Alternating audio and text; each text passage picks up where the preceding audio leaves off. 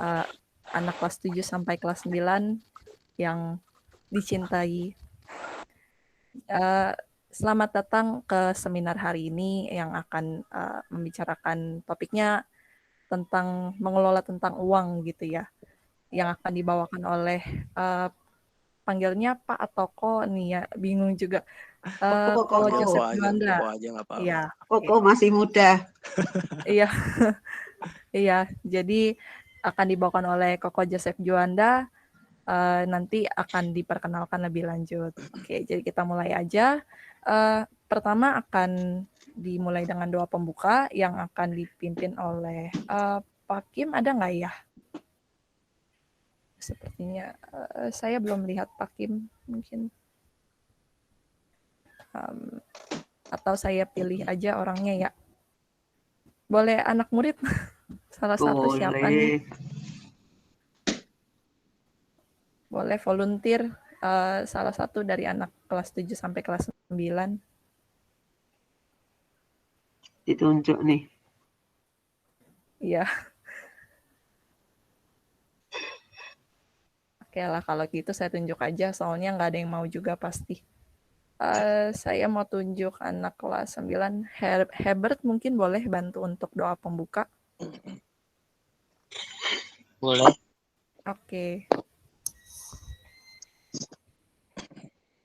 Mari teman-teman, Bapak Ibu Guru kita berdoa. Tuhan, hari ini kami sudah berkumpul Tuhan dan kami akan mendengarkan seminar ini Tuhan agar kami dapat mengerti semua apa yang dijelaskan oleh Ko Joseph Juanda Tuhan. Dalam nama Tuhan Yesus kami berdoa. Amin. Terima kasih Herbert untuk doa pembukanya. Kita langsung mulai ke acara untuk pembawaan materi dari Ko Joseph. Jadi secara sekilas aja diperkenalkan kalau Ko Joseph ini nih alumni SMPK Anugerah tahun 2006. Jadi ya kita semua tahu lah berarti Ko Joseph Juanda adalah ya kakak kelas kita gitu. Terus udah gitu Ko Joseph Juanda ini gelarnya S1 bisnis gitu. Nah, dan sekarang masih kuliah S2 tapi belum selesai. Ya diharapkan bisa lulus dengan hasil yang terbaik untuk S2-nya. Oke. Nggak usah berlama-lama, jadi saya memberikan aja waktu dan tempat untuk Ko Joseph Juanda memberikan materi. Terima kasih. Ini langsung saya share screen aja berarti ya. Silahkan. Udah muncul belum ya? Udah muncul. Lagi loading ya, udah. Saya full screen muncul nggak? Kelihatan. Ya. Halo teman-teman semuanya. Saya hari ini akan membahas topik yang menurut saya cukup seru ya, karena kita hari ini akan ngebahas uang. Nanti saya juga akan praktek langsung lewat Excel. Ini saya sampai kasih judul menabung 10.000 per hari. Bisa nggak sih jadi 1 miliar gitu? Mungkin nggak sih? Kalau mungkin pun targetnya sampai seberapa lama gitu untuk kalian mendapatkan angka segini. Nah, sebelum itu Bu Lydia meminta saya untuk menjelaskan sedikit background saya tentang saya dari mana mulai karirnya sampai saat ini. Oh ya, saya di sini kondisinya saya lagi di toko, jadi nanti kalau mungkin ada bunyi telepon, mohon harap maklum ya, tapi yang angkat bukan saya. Jadi saya mulai langsung aja ya. Nah, background saya seperti yang tadi dibilang, saya S1 di Guangzhou 2009 sampai 2013. Saya juga ada S1 Hukum di Jakarta 2010 sampai 2014. Jadi bisa dibilang berjalan paralel. Jadi setelah lulus ekonomi, saya setahun kemudian saya lulus di hukum saya. Dan juga tadi ada dibilang saya S2 akuntansi di Quick and Gi masih berjalan. Saya juga salah satu penulis buku saham 2015. Bu Lydia mungkin udah terima kali bukunya yang saya waktu itu dulu kasih. Nah, contohnya Sudah seperti ada ini. di perpustakaan. Iya, jadi kalian mungkin kalau mau baca ada di perpustakaan. Soalnya udah nggak keluar di Gramedia, dulu ada di Gramedia. Nah, saat ini saya sebagai pebisnis trading barang-barang teknik. Saya juga selain bisnis, saya ada investasi saham, ada kripto. Nah, dari seluruh ini, dari background saya ini semuanya bermulai dari saya hobi berdagang dari kecil. Jadi pas lagi zaman dulu tuh zaman saya SD mainannya baru kayak begini. Jadi kartu Yu-Gi-Oh mungkin kalian pernah tahu ya. Terus kayak sekarang mungkin masih ada Tamiya. Jadi kayak zaman dulu saya di Yu-Gi-Oh tuh saya belinya kepokan. Terus saya ngecer ke teman-teman di sekolah Anugerah dulu. Nah terus pas zaman saya SMP kayak Tamiya, salah satu teman saya itu Andi, pelanggan saya dulu. Jadi ketika mobilnya rusak, jadi saya seperti kayak bengkelnya. Jadi saya menjual part-part kecil untuk diganti yang rusak saya gantikan. Jadi dari dulu saya udah mulai bisnis, mencoba berdagang dari saya zaman SD SMP. Nah, kita kembali ke topik yang kita yang awal, mungkin nggak sih dari uang 10.000, sebenarnya 10.000 bisa dapat apa sih? Misalkan hanya dapat uang makan sekali 2 kali gitu.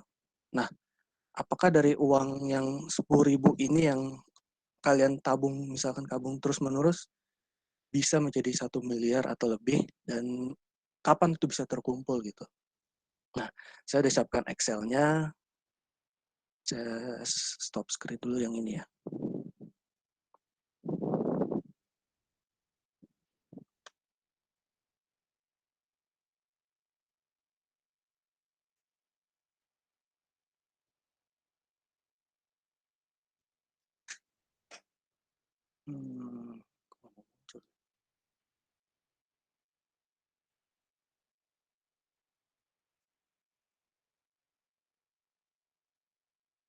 Harus lahir mungkin.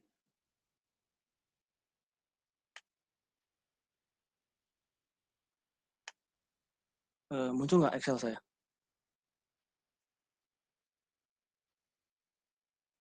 Muncul Muncul Excel-nya. ya.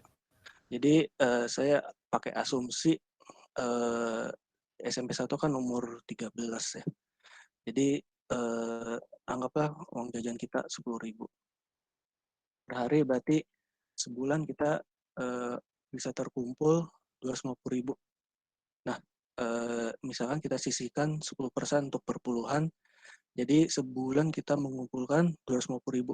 Jadi setahun 2,7 juta ya. Anggaplah kalian dari SMP 1 sampai SMP 3 kalian tabungannya sama 10.000. Nah, misalkan di SMP 3 kalian uang jajannya ditambahkan lah, jadi 20.000. Jadi kalian punya sebulan 500.000.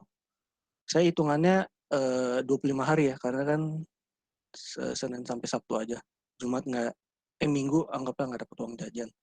Dipotong perpuluhan, kalian bisa terkumpul 450.000 sebulan, dan setahunnya kalian 5.400.000. Asumsi kalian selama 3 tahun dapat uang jajan yang sama. Maaf sebentar. Di umur 19 kalian mulai kuliah. Anggaplah 40.000 uang jajan kalian sehari. Selama 4 tahun, kalian sebulan terkumpul 900.000 setelah disisihkan untuk perpuluhan. Jadi kalian sudah mengumpulkan setahun 10 juta. Nah, kalian kerja nih. Kerja ya nambah lah ya, nggak mungkin nggak nambah tabungannya.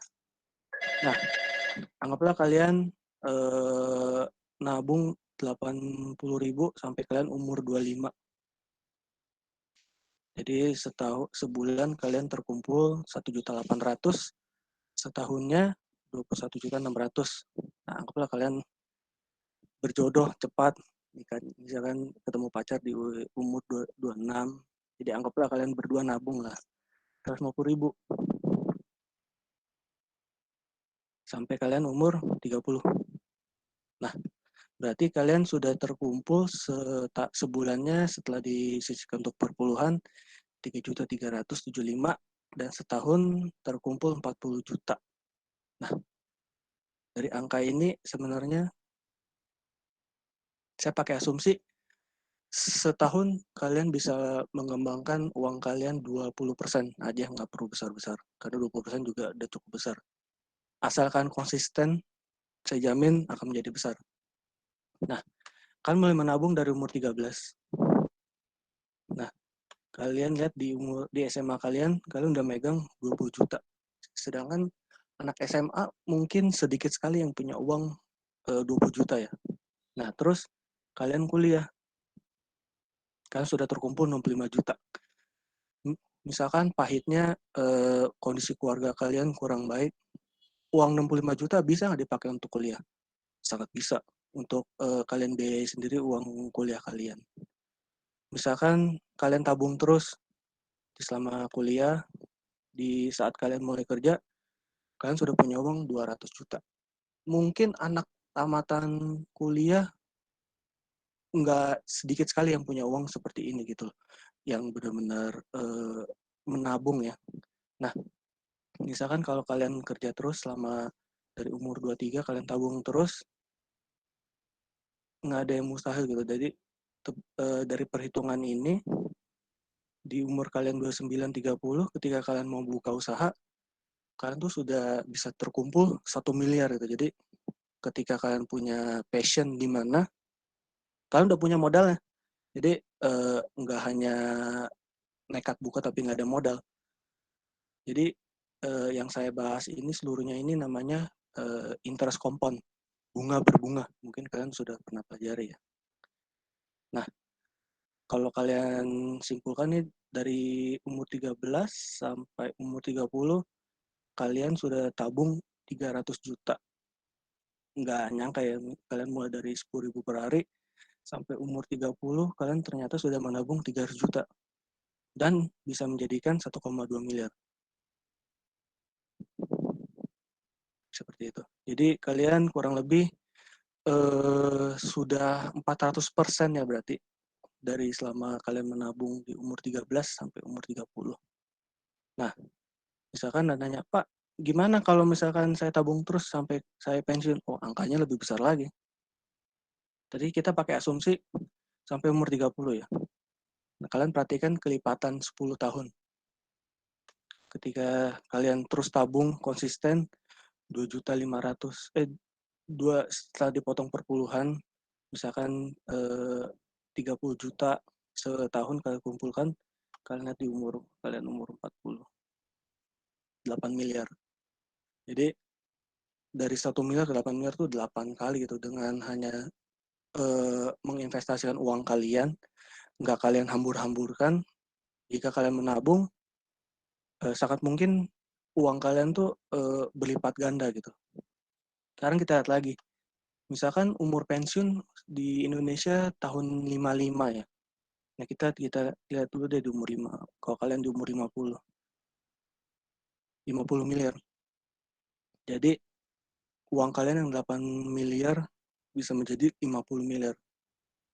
Kalau kalian tabung terus ya. Ini dengan asumsi uang ini benar-benar kalian alokasikan untuk tabungan hari tua kalian. Jadi kalian tidak mengharapkan dari misalkan dia mengharapkan dari anakmu nanti, pokoknya kalian tabung terus rutin 2.500.000, sisihkan perpuluhan, kalian di umur 55 segini. Nah, di umur pensiun kalian umur 55 127 miliar. Gede banget ya. Tapi mungkin kalian lihat angka terakhir lebay gitu. 127 miliar, saya juga sampai sekarang belum ada sebesar itu. Tapi apakah kalau kalian nggak mulai dari angka 10.000 tadi yang kecil itu, apakah bisa mencapai angka yang lebih seperti ini? Nah, kalau kalian nabung dari umur 13 ke umur 55, kalian hanya menabung kurang lebih 1 miliar. Bisa menjadi 127 miliar tuh lipatannya sudah naik 125 kali. Jadi sekali ya. Ini kan asumsi kalian dari tabungan kalian yang kecil, menabung kecil tapi jangka panjang gitu ya. Nah, saya bandingkan misalkan saya yang misalnya sekarang umur 30 baru mulai investasi dengan jumlah yang lebih besar. Nah, ini saya udah bikin asumsi, saya umur 30, saya belum mulai menabung tapi saya udah punya uang 50 juta. Saya mulai menabung 5 juta dibandingkan kalian tadi hanya 2.500.000 ya. Berarti saya harus kerja lebih besar untuk mendapatkan nilai yang sebelumnya 127 miliar. Nah, saya menabung lebih besar ketika saya mulai dari start umur 30, ketika saya di umur 55, saya terkumpul 91 miliar. Masih kalah dibandingkan dengan yang kalian tabung dari kecil, dengan nominal lebih kecil, tapi kalian bisa mendapatkan lebih besar gitu. Tapi ya angka segini udah besar banget sih. Jadi inti maksud saya, yang mulai belakangan dengan modal lebih besar, belum tentu menang dibandingkan kalian yang mulai dari kecil, lebih dari jangka panjang tetapi kecil gitu. Jadi makanya saya menyarankan kalian dari semudah mungkin kalian sudah mulai menabung. Nah, sementara Excel-nya saya sampai situ dulu. Saya balik ke PPT dulu ya.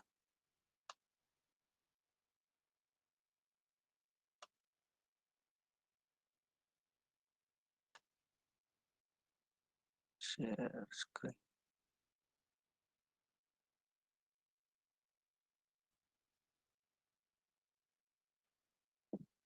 Jadi balik lagi pertanyaan, mungkin nggak sih? Ya mungkin sekali. Jadi dengan kalian hanya menabung, kalian nggak perlu seperti kayak yang sekarang viral babi ngepet gitu. Jadi nggak perlu hal-hal yang aneh, kalian hanya menabung aja, kalian sudah bisa melipat gandakan uang kalian gitu.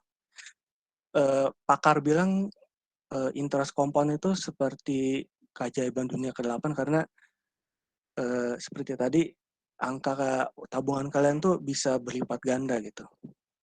Nah, sekarang pertanyaan, mungkin nggak sih dengan kemampuan kita? Ya, saya ada ayat. Saya coba bacakan untuk kalian. Jangan berharap pada sesuatu yang tak tentu seperti kekayaan, melainkan pada Allah yang di dalam kekayaannya memberikan kepada kita segala sesuatu untuk nikmati. Jadi, ilustrasi tadi bisa aja Musa tengah jalan gitu. Tapi nggak ada yang mustahil bagi Tuhan kita. Jadi, caranya bagaimana? Ya kita harus mengatur keuangan kita dengan prinsip Allah. Seperti apa itu? Nah, mengatur prinsip keuangan sesuai dengan prinsip Allah itu seperti kayak tadi saya tekankan, kenapa persembahan. Jadi kalau seperti investasi, persembahan itu seperti kita menyebar harta. Jadi semakin kita apa yang kita terima, semakin banyak kita terima, harus kita semakin banyak memberi, kita harus kasih ke banyak orang. Nah, seperti investasi gitu. Jadi ketika kalian mulai persembahan kepada Tuhan, belajar dari hal kecil. Ketika kalian komitmen tadi 250.000 sebulan, kalian belajar persembahan tuh lebih kecil lagi, hanya 25.000 sebulan, hanya 10% dari 250.000. Menurut saya itu ketika kalian mulai komitmen menabung untuk persembahan, saya yakin kalian bisa lah. Nah, karena di mana hartamu berada, di situ hatimu berada. Jadi, ketika kamu mau belajar mengasihi Tuhan dengan hatimu, belajar persembahkan hartamu. Dan saya yakin ketika kamu mulai belajar memberikan kepada Tuhan, saya yakin Tuhan akan menambahkan hikmatmu bagaimana cara mengelola uang dan juga hikmat-hikmat lainnya. Nah, ada juga alasan saya lain kenapa kita harus mengatur keuangan sesuai dengan prinsip Allah, yaitu dengan memberikan persembahan untuk orang lain. Karena kita ini bejana Allah. Jadi kalau kita bejana sudah penuh, bagaimana Tuhan bisa menambahkan lebih untuk kita? Nah, saya ada ayat lagi. Berilah dan kamu akan diberi. Itu udah janji Tuhan ya. Suatu takaran yang baik, yang dipadatkan, yang digoncang, dan yang tumpah keluar akan dicurahkan ke dalam ribaanmu. Sebab apa yang kamu pakai untuk mengukur akan diukurkan kepadamu. Nah, apa itu takaran yang baik? Biasanya yang dipadatkan. Nah, kalau kalian pernah beli beras, mungkin penjual beras nggak mau menggoncangkan takarannya ya. Jadi setelah ditakar, langsung cepet-cepet dituang. Nah, kalau takaran Tuhan tuh takaran yang baik. Jadi sudah ditakar, dipadatkan, kayak misalkan nasi dipadatin lagi, digoncang, dan yang tumpah keluarnya pun tetap diberikan kepadamu gitu. Itu udah janji Tuhan. Nah, mungkin kalian berpikir fakta tidak semudah dengan apa yang saya katakan ya. Enggak juga, karena ini juga sudah kejadian di keluarga saya. Jadi saya ingin memberikan sedikit kesaksian tentang papa saya. Bagaimana kondisi keluarga papa saya. Papa saya dulu dari keluarga yang tidak mampu. Jadi papa saya dulu sarjana desa SD, itu pun nggak lulus. Jadi ketika kalian masih punya kesempatan untuk sekolah sampai sekarang, papa saya dari SD pun sudah harus berhenti bekerja dan kerja kasar. Yang paling terparahnya tuh papa saya pernah bekerja di kandang babi, pabrik buruh dan lain-lainnya. Nah, saking susahnya kayak dulu papa saya berempat saudara. Jadi ketika makan satu telur dibagi 4. Jadi papa saya dulu saking susahnya seperti itu. Nah, setelah menikah dengan mama saya pun kondisi keuangan juga masih tidak baik. Jadi belum tentu cukup untuk 1 bulan. Karena waktu itu pas menikah juga masih tinggal di rumah popo saya. Jadi papa mama saya nggak punya rumah. Tapi di dalam kekurangannya itu saya saksikan papa mama saya masih membantu orang-orang sekitar keluarga papa mama saya yang perlu dibantu, yang mungkin sama-sama susah tapi papa saya membantu mereka gitu. Saya nggak sehebat papa saya membantu orang dari kecukupan saya gitu. Sedangkan papa saya membantu dari kekurangan papa mama saya. Jadi kesaksian papa saya tuh sungguh luar biasa. Nah, singkat ceritanya, papa saya diberikan kesempatan sama Tuhan untuk membuka konveksi baju kecil-kecilan. Waktu itu ceritanya dia mau titip jual ke department store, misalkan Ramayana lah. Waktu itu zamannya Lebaran, jadi titip jual puluhan karung di sana. Dengan ekspektasi Lebaran laku banyak ya, laku semuanya gitu. Tapi ketika setelah Lebaran, dari puluhan karung yang dibuka tuh nggak lebih dari 10. Jadi masih tersisa puluhan karung yang nggak kejual. Nah, waktu itu kondisinya beli bahan kain ngutang, jasa jahit ngutang, jadi apa uang yang didapatkan itu sama sekali nggak mencukupi untuk menutupi hutang, untuk bayar tadi bahan dan jasa jahit. Bahkan papa mama saya sudah misalkan istilahnya kehabisan jalan lah ya, jadi mereka sampai jual rugi, misalkan kayak baju dijual 10.000, 15.000 ke tetangga, itu pun nggak laku juga ya. Jadi waktu itu zamannya Krismon, jadi ketika dolar harganya masih tinggi-tinggi sekali gitu.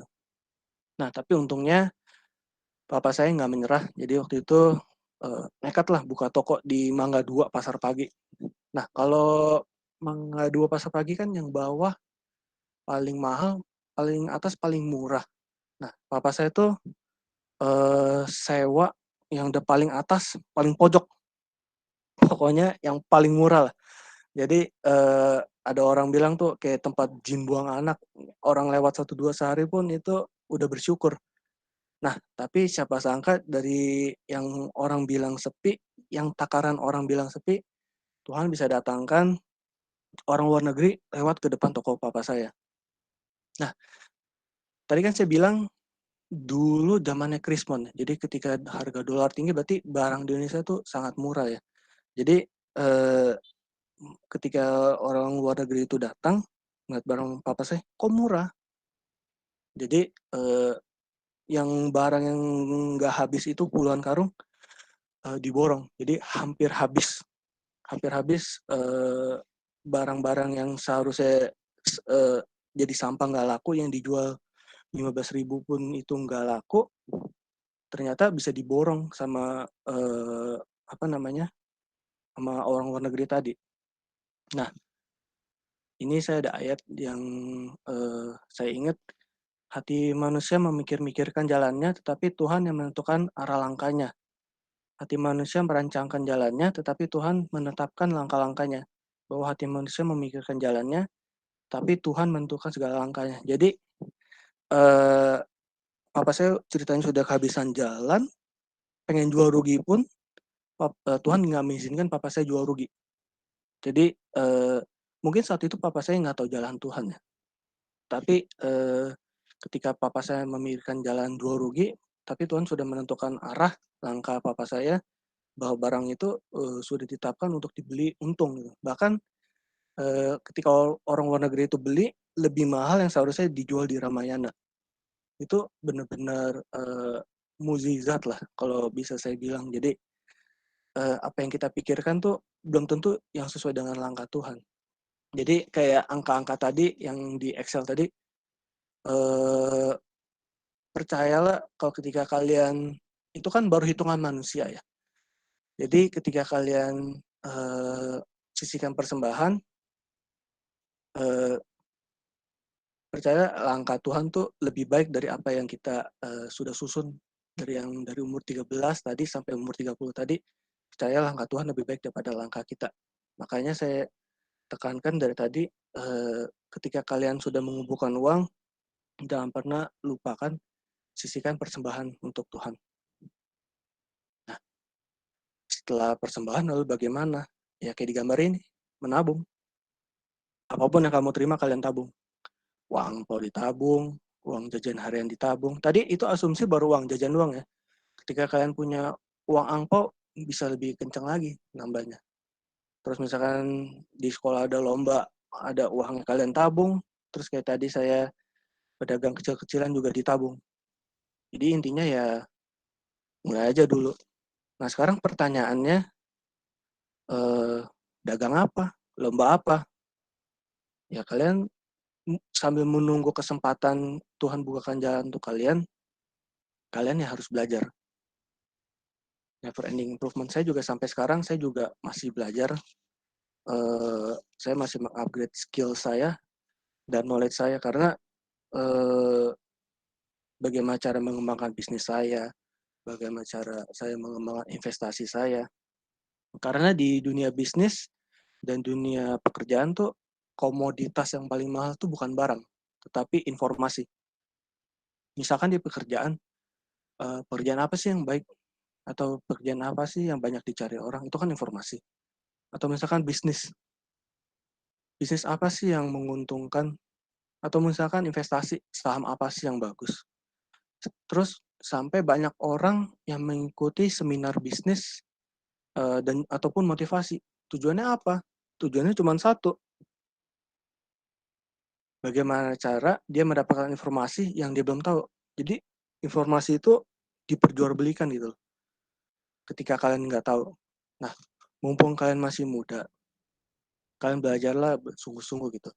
Misalkan di pelajaran sekolah kurang cukup kalian bisa tambah ilmu kalian di ekstrakurikuler ataupun les tambahan.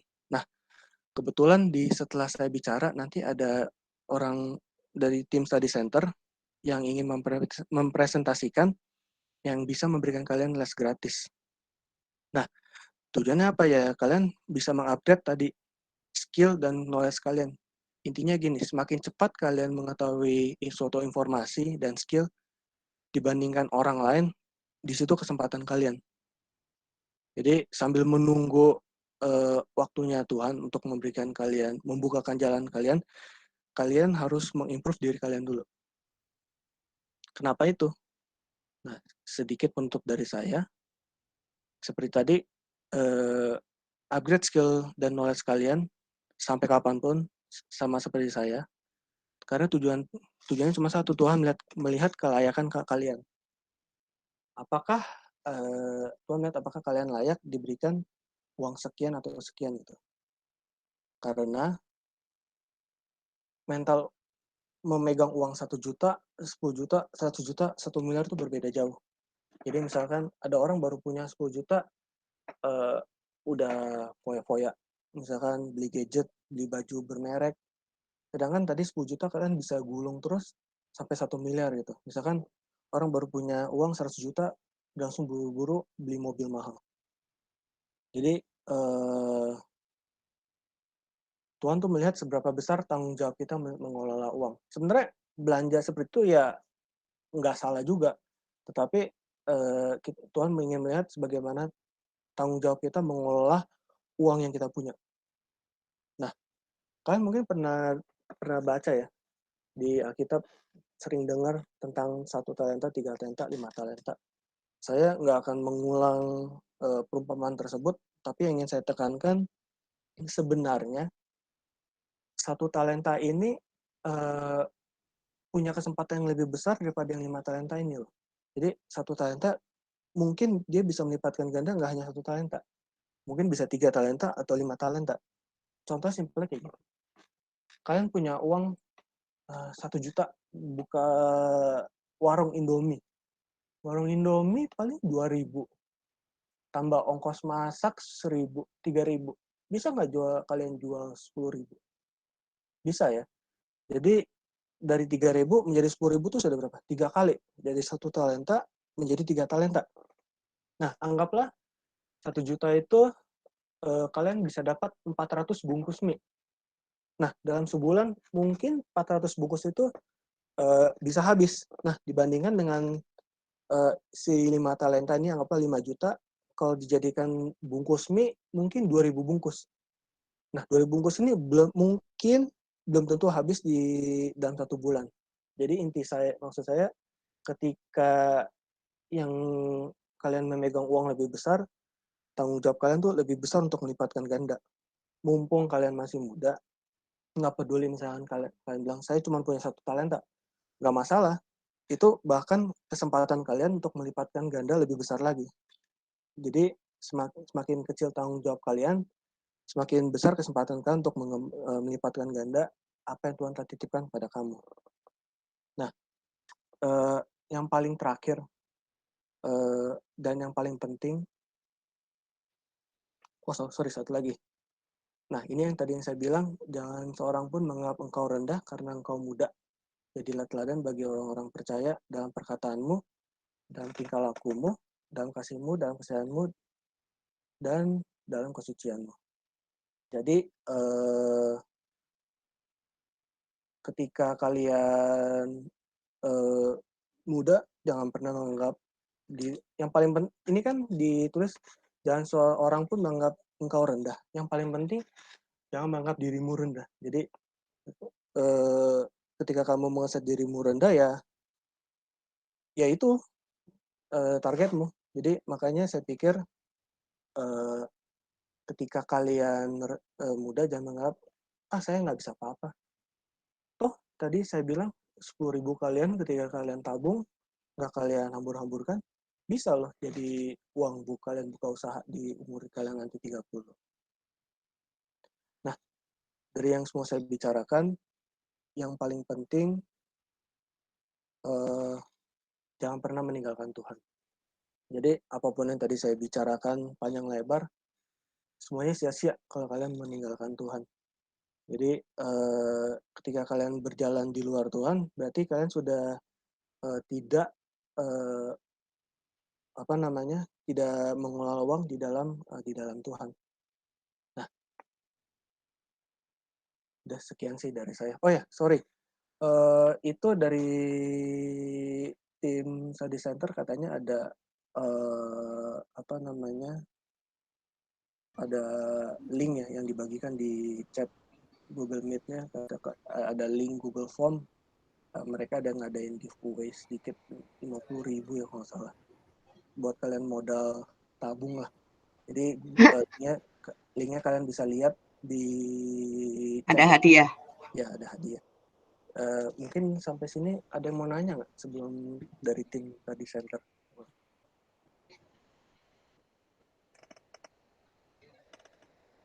Ada yang mau ditanyakan? Atau mungkin Excel? Oh, kalau kalian perlu Excel-nya, mungkin kalian juga bisa minta nanti saya kirimkan ke tim Study Center ya, Excel angka-angka tadi. Mungkin kalian ingin utak-atik lebih dalam lagi. Misalkan saya punya uang sekian, saya tabung sekian, bisa nggak sih dapat lebih besar lagi? Nanti saya linknya Excel saya kasih ke tim Study Center untuk kalian bisa minta. Jadi ini kalian bisa otak-atik lah. Ya kan, kalian punya uang lebih besar dari awal 20.000, bisa kalian otak-atik. Ntar kalian bisa lihat di umur kalian 30 bisa dapat berapa sih, seperti itu. Nanti tinggal kalian minta. Mungkin ada pertanyaan?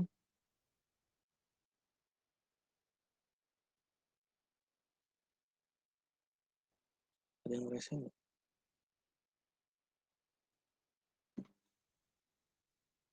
Jovan, silakan Jovan mau nanya.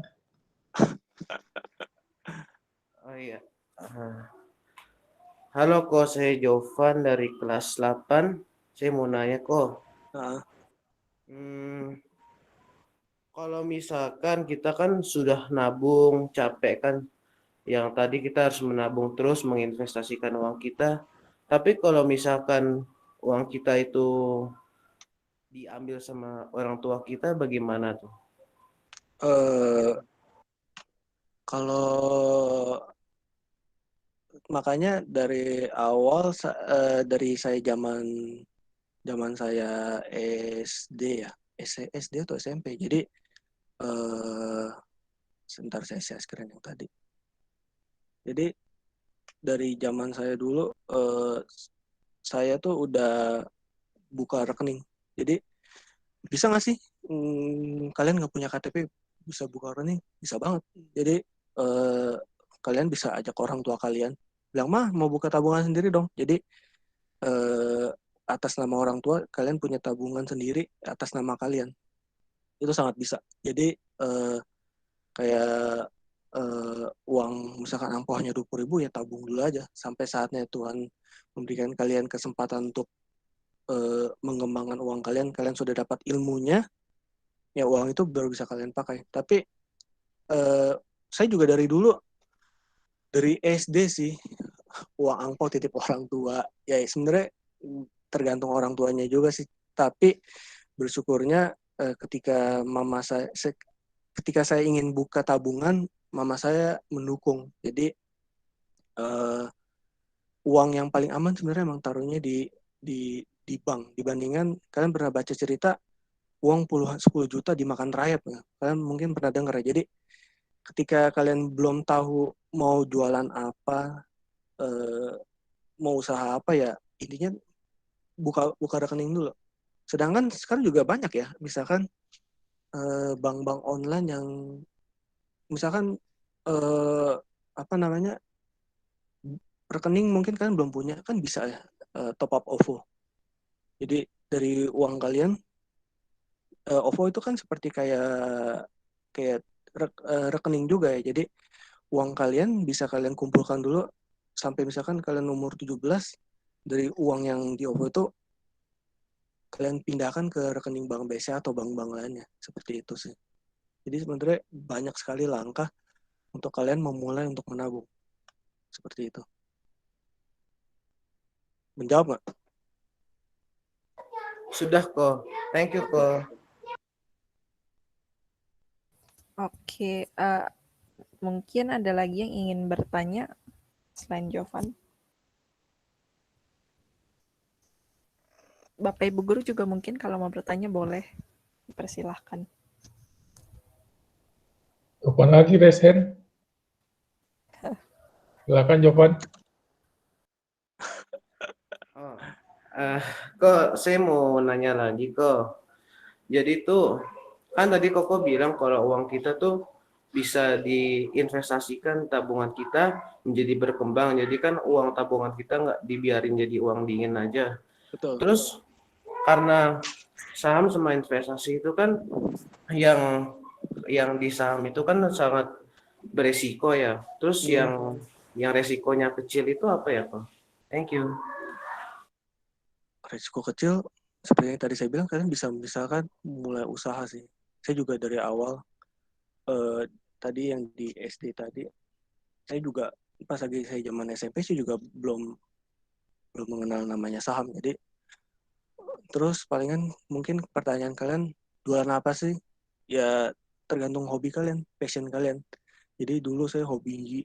Jadi inti saya punya pemikiran dari dulu seperti ini. Hobi saya apapun hobi saya pengen untungin. Jadi misalkan setelah zamannya Tamiya dulu zamannya game online ya. Jadi kayak misalkan Ragnarok atau apapun lah itu. Jadi saya sebisa mungkin apapun saya mainkan minimal saya dapat cashback lah, walaupun misalkan belum tentu untung, setidaknya nggak rugi 100%. Jadi misalkan saya main Tamiya mungkin masih ada sisa barang yang nggak kejual, tapi setidaknya kita sudah mulai mendapatkan feeling bagaimana sih caranya berusaha atau misalkan cara menabung yang baik seperti itu. Menjawab nggak? Oke kok, terima kasih atas jawabannya. Oke. Oke. Ada lagi?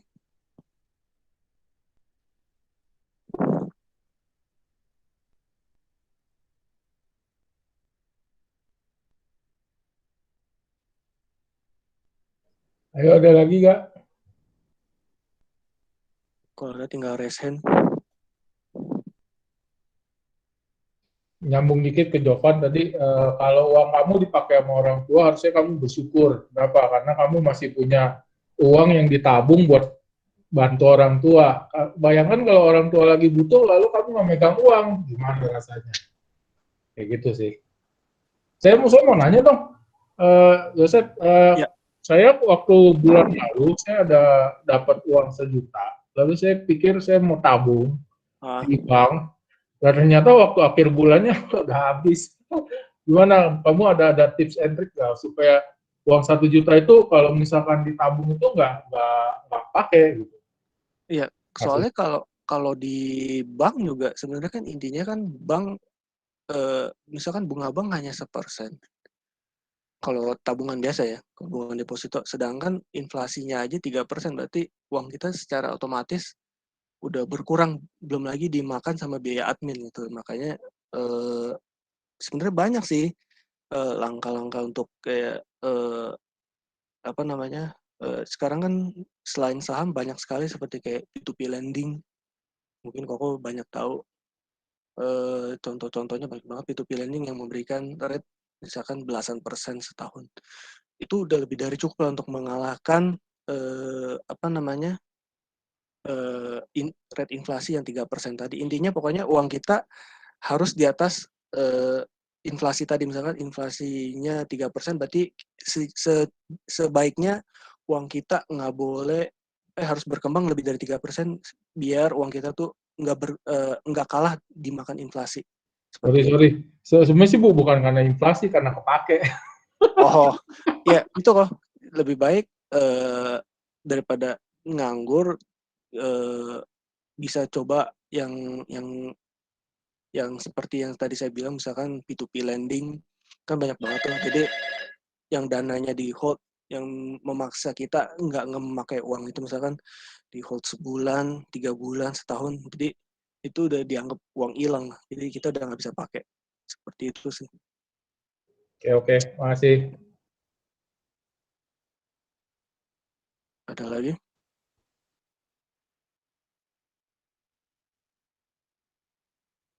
Kalau nggak ada, mungkin sisa waktu 15 menit bisa ke gimana? Boleh dilanjutin ke study center mungkin? Bro Titus, silakan.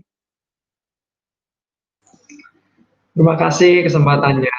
Selamat siang Bapak Ibu guru dari Sekolah Anugerah, juga dari Coach Joseph ya. Terima kasih kesempatannya. Dari seminar yang ada saya juga sangat belajar sekali. Ternyata penting untuk menabung, baik itu secara fisik ataupun secara virtual ya. Nah, kalau saya dulu ingat masih menabung dengan kotak celengan ya, kotak celengan itu. Kalau sekarang mungkin dengan virtual kita bisa melalui berbagai ini ya, wadah, mungkin ada Apapay gitu ya, kita bisa menabung dari situ juga. Ada pepatah mengatakan ya, kita kalau ini ya serajin menabung ya pangkal kaya juga nih. Baiklah, saya akan mulai mempresentasikan. Tadi dari Kak Alfian sudah men-sharekan ada 3 link di sini. Link yang pertama ini adalah berkaitan dengan undian berhadiah ya. Jadi karena kita lihat ini topiknya adalah kita mengelola keuangan, jadi kita juga bermaksud membagikan nanti ada voucher OVO. Nah, boleh menjadi modal bagi teman-teman semua untuk menabung. Nah, jadi yang belum mengisi boleh juga nanti kita akan undi bersama-sama, sifatnya seperti itu. Oke, saya akan presentasikan.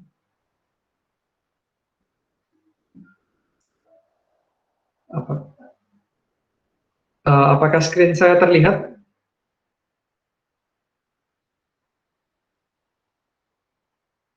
Ya, kelihatan. Terlihat. Kelihatan.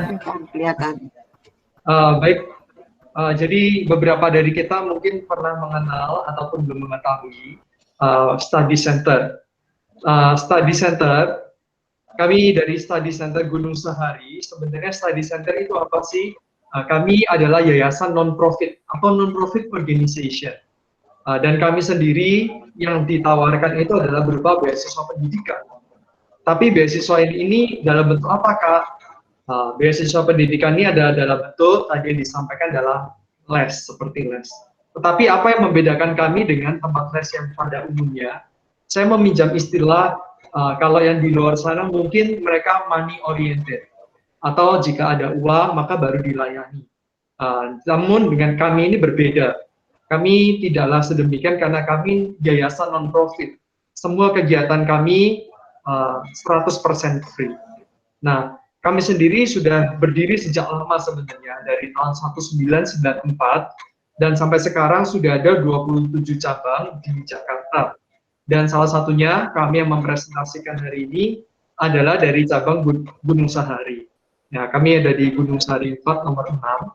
Nah, memang sampai saat ini kami masih meminjam tempat.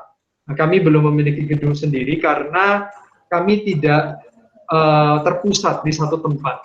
Tapi kami lebih berharap bisa tersebar ke banyak titik di seluruh Jakarta, sehingga banyak orang boleh menikmati beasiswa pendidikan ini.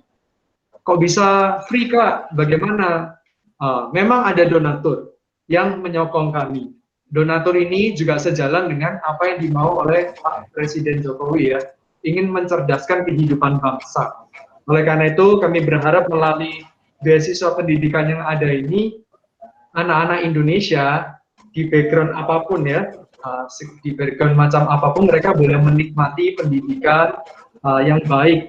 Tentunya sekolah tetap nomor satu. Nah, ini adalah di luar sekolah, kami juga mau kita disupport ya secara pendidikannya, karakter dan juga kerohaniannya. Sasaran dari Study Center sendiri, yaitu kami membentuk komunitas positif, ya, yang sehat dan juga berprestasi. Nah, tentunya ada dari beberapa sekolah yang lain, teman-teman dari sekolah yang lain, mereka yang join. Nah, inilah menjadi satu komunitas di mana kita bisa berteman, bertukar pikiran, bahkan kelak ya, ada juga mereka yang menjadi rekan kerja ya di kedepannya. Nah, visi dari kami yaitu kami ingin menjadi rumah yang kedua. Rumah yang pertama tentu saja di rumah ya.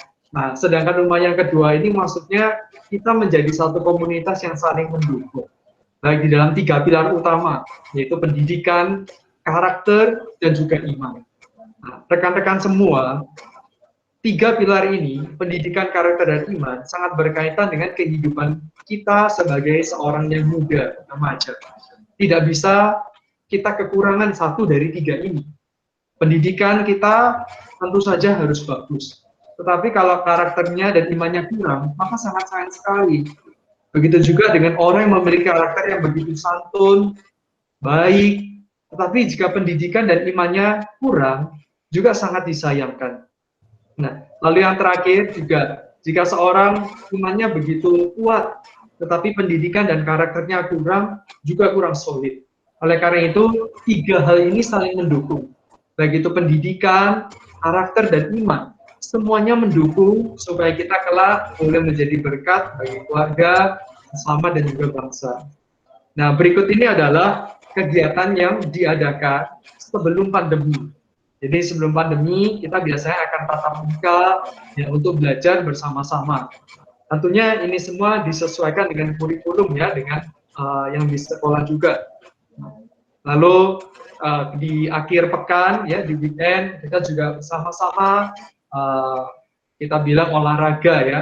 Ya, kita ada outing, kita ada lapangan, bulu tangkis, basket, futsal yang bisa dipakai juga untuk boleh berolahraga ya, sama-sama hangout dengan teman-teman juga.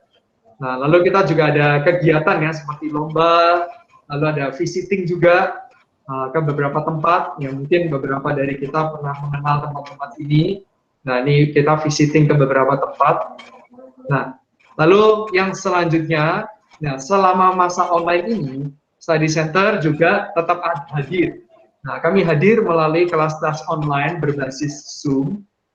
Jadi nantinya jika teman-teman ingin bergabung, yaitu sangat mudah sekali, yaitu dengan mengisi form yang kedua tadi. Nah, lalu tinggal memilih kelas-kelas yang ada. Nah, bagi yang mau meng-capture juga boleh ya, silakan. Nah, pada dasarnya kami menawarkan 2 kategori kelas. Yang pertama adalah kelas reguler, dan yang kedua adalah kelas bahasa dan keterampilan. Nah, kelas reguler ini ya kita belajar, kita pinjam istilah pelajaran momok mungkin ya, ada yang matematika, IPA, nah itu kita akan belajar di situ. Ini dari mereka yang dari kelas 5 sampai kelas 12, mereka boleh mendaftar. Nah, seminggu dapat pertemuan 2 kali. Nah, lalu selain itu kami juga menyadari, mungkin ada yang merasa saya di sekolah sudah cukup, dan sekolahnya juga baik ya. Nah, tapi saya punya passion yang lain, Kak. Saya ingin belajar bahasa, ingin belajar soft skill yang lain. Wah, itu juga baik sekali ya.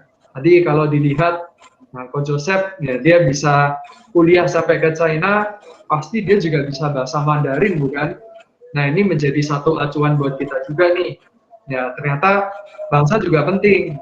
Bahasa Inggris penting. Nah, bahasa yang lain juga penting. Semakin kita bisa banyak belajar soft skill yang baru, daya saing kita di masyarakat lebih kuat. Nah, disinilah kita hadir juga di berbagai kelas bahasa juga ya, dari kelas bahasa Inggris, Mandarin, Jepang, Korea. Lalu kita juga ada kelas-kelas ya yang mendukung. Untuk tugas sekolah mungkin perlu membuat video, desain animasi yang via smartphone. Nah, lalu yang punya hobi menggambar. Nah, lalu yang mau mendalami Microsoft ya, Microsoft Office, Excel dan presentation. Nah, kami juga menyediakan kelas-kelasnya. Yang suka handcraft, kerajinan tangan, juga ada kelasnya. Nah, ini sedikit brosur ya yang bisa saya tampilkan semasa masa pandemi ini. Nah, dan ini yang baru di bulan ini ya, di bulan ini kami baru membuka satu kelas baru, yaitu kelas bahasa Jerman. Nah, kalau kita sedikit flashback dulu itu banyak orang Indonesia ingin bisa sekolah ke Jerman. Sampai sekarang juga beberapa masih ada. Nah, kami melihat hal itu juga menjadi satu poin plus. Nah, kita bisa belajar semakin banyak bahasa yang bisa kita kuasai, daya saing kita sebenarnya semakin banyak. Jadi selain tadi pelajaran di sekolah, tentu saja itu penting, sangat penting sekali. Namun terlepas dari itu, kalau teman-teman punya minat, ya belajar, ya kita memiliki satu slogan yang baik ya, itu adalah quality quarantine atau karantina yang berkualitas. Nah, karantina kita sama-sama, semua memiliki karantinanya masing-masing ya, karena kondisi pandemi. Orang kerja juga di karantina, orang yang sekolah juga di karantina di rumah. Tetapi yang membedakan adalah ketika kita di karantina ini kita ngapain saja. Nah, perlu memiliki karantina yang berkualitas, menggunakan setiap waktu. Nah, nanti dari waktu-waktu yang digunakan itu, ya kita akan lebih sedikit ya kalau mau menghambur-hamburkan uang itu beda ya. Kalau kita gabut gitu ya, wah rasanya pengen beli barang ini dan itu. Tapi kalau kita memenuhi jadwal kita, kita bisa produktif. Dan uangnya bisa ditabung seperti tadi. Ya. Untuk teman-teman yang masih ada pertanyaan, nanti boleh menghubungi saya Tito Sujaya di nomor ini. Boleh di-capture, boleh dicatat juga. Pertanyaan apapun Anda boleh tanyakan, nggak apa-apa. Nah, lalu bagi teman-teman yang sudah merasa mantap, ingin mengisi form pendaftaran juga, ada di form pendaftaran yang nomor 2 yang di-share oleh di chat ya, di kolom chat. Saya kasih kesempatan ya kalau mau capture, saya hitung sampai 3. 1, 2, 3.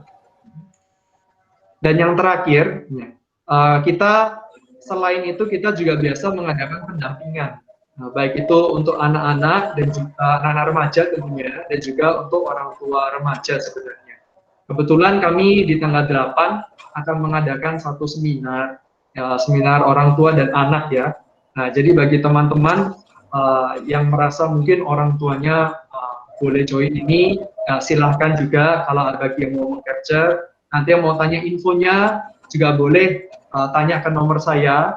Nah, ataupun yang sudah merasa mau mendaftar pun juga boleh mendaftar di link yang nomor 3 yang di-share di kolom chat. Saya kasih kesempatan juga teman-teman untuk boleh meng-capture, saya hitung sampai 3. 1, 2, 3. Nah, kami sering sekali untuk mengadakan seminar-seminar sedemikian ini, karena kami menyadari tidak ada yang siap selama masa pandemi. Jadi dari masa pandemi itulah kita belajar ya, melalui berbagai training dengan orang-orang narasumber yang sangat ahli di bidangnya, terutama di psikologi, ya mereka menemukan beberapa cara ya, supaya apa yang diminati oleh anak dan apa yang dimau oleh orang tua itu bisa match. Sehingga di rumah itu kita bisa saling mengerti ya satu dengan yang lain karena di kondisi karantina seperti ini. Presentasi saya sampai di sini. Selanjutnya saya akan lanjutkan dengan undian ya, karena ini tadi kita sudah berkata ya, kita akan undi ya teman-teman yang sudah masuk. Saya coba di sini yang masuk namanya masih 14, saya tunggu 1 menit lagi mungkin kalau masih ada yang mau mengisi, kalau enggak nanti akan saya undi seperti itu. Ini tadi barusan Ko Joseph juga ada perkataan ya, ternyata ya Ko Joseph dulu juga adalah alumni dari study center ya, dia juga pernah ikut study center. Oke,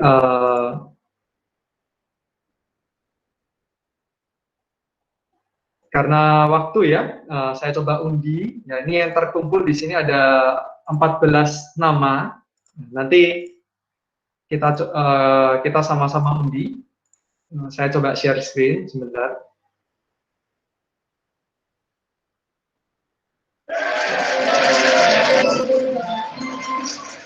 Apakah oke.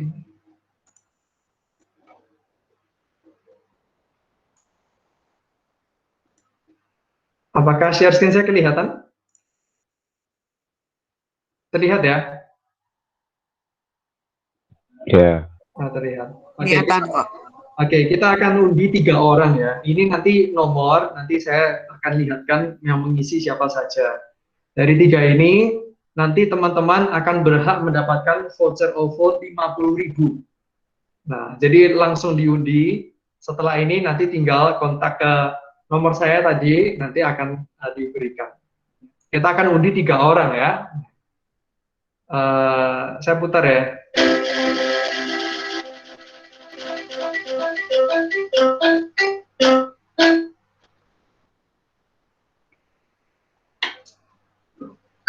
Oke, yang pertama adalah yang nomor 4 ya. Nanti kita lihat siapa ini orangnya, yang nomor 4. Kita lanjut, kita eliminasi. Kita undi 1 lagi ya.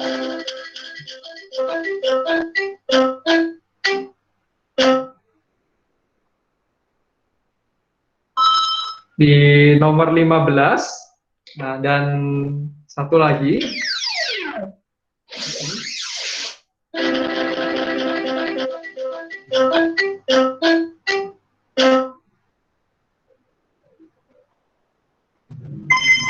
Di nomor 14 ya, 4, 15, dan 14. Oke, sekarang kita coba sama-sama melihat ya, siapa ya. Yang di nomor 4 ini ada Ronald Setia Negara ya. Selamat Ronald, nanti boleh hubungi kakak untuk boleh ambil vouchernya. Lalu di nomor 14 ada Jenny Andian Leonardi ya. Nanti juga boleh hubungi kakak untuk ambil vouchernya. Yang di nomor 15 tidak ada, jadi kita coba undi 1 kali lagi ya. untuk dapetin satu orang lagi.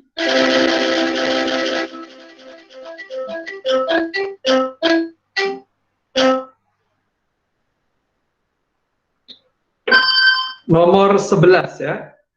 Nomor 11 ini tadi adalah Areta ya, Areta. Oke, Areta nanti juga boleh hubungi kakak untuk mendapatkan hadiahnya secara langsung. Oke, ini sekian dari kami tim Study Center. Semoga dari apa yang dipaparkan, teman-teman yang punya pertanyaan boleh langsung tanya ke kakak. Yang mau di Study Center ini lebih mengenal lagi juga boleh. Kami juga mengucapkan terima kasih kesempatannya dari Kak Joseph dan juga Ibu Lydia Kristiani. Terima kasih kesempatannya. Untuk waktu saya kembalikan ke host. Ya, terima kasih untuk Study Center. Yang ingin bertanya tadi sudah diberitahu ya, hubungi langsung ke Pak Titus. Gitu ya. Oke, saya menyerahkan kepada Bu Lydia untuk pengumuman dan doa penutup. Baik, selamat siang semuanya. Apakah suara saya kedengeran? Dengar ya? Oke. Terima kasih ya untuk Koko Yosep yang hari ini bersedia jadi pembicara kita. Koko Yosep ini juga adalah alumni kita yang lulus dari SMP Anugerah tahun 2006. Dan satu keluarga ini, keluarga Juanda ini semua adalah yang selalu support Sekolah Anugerah. Mereka juga memberikan beasiswa kepada anak-anak kita. Sampai hari ini Ko Yosep masih memberikan beasiswa loh, ya. Terima kasih kepada Ko Yosep. Semoga lain kali masih mau berbagi ilmu lagi ya. Jangan kapok. Terima kasih juga kepada Pak Titus dari Studi Center. Saya tahu Studi Center ini sebetulnya sama Anugerah ada sedikit hubungan karena banyak anak-anak alumni kita juga yang dari situ ya, yang dibeasiswain juga dari Studi Center. Ya, termasuk Nathanael, Aldo, Leoni itu semua juga pernah semua belajar di situ. Ada banyak sih sebenarnya. Cuma saya kadang-kadang enggak tahu nama-nama mereka siapa yang ada di Studi Center. Biar nanti kita promosiin juga Studi Center supaya orang tua murid kalau anaknya susah diatur, susah diajar, mungkin nggak mau belajar bisa dikirim ke situ tuh supaya didandani, dibetulin gitu ya istilahnya ya.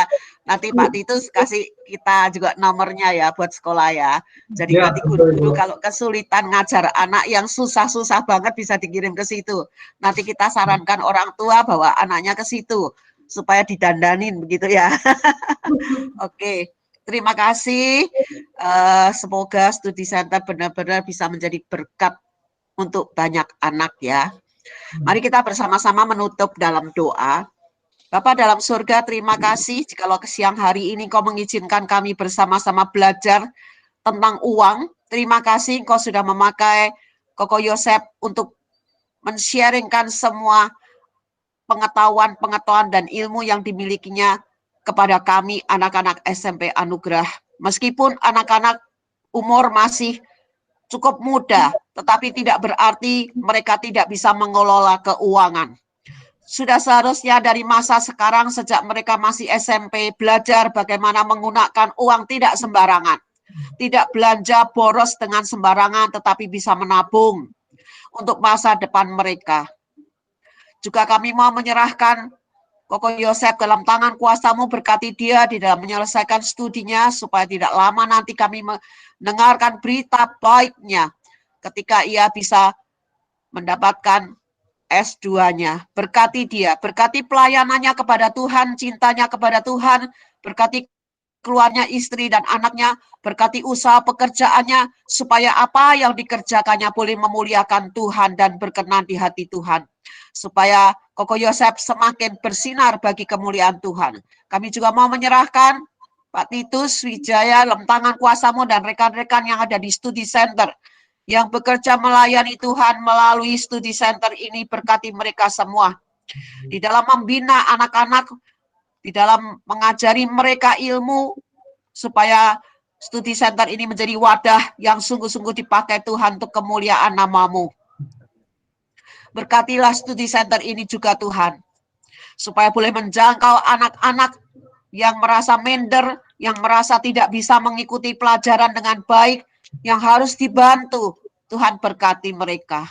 Kami juga menyerahkan seluruh siswa kami yang hadir saat ini, dan juga guru-guru yang hadir, dan juga pengurus bagian pendidikan, berkati kami semua Tuhan. Supaya kami boleh bergotong royong membangunkan sekolah anugerah ini menjadi sekolah di mana anak-anak mendapatkan kehangatan, mendapatkan kasih, mendapatkan perhatian.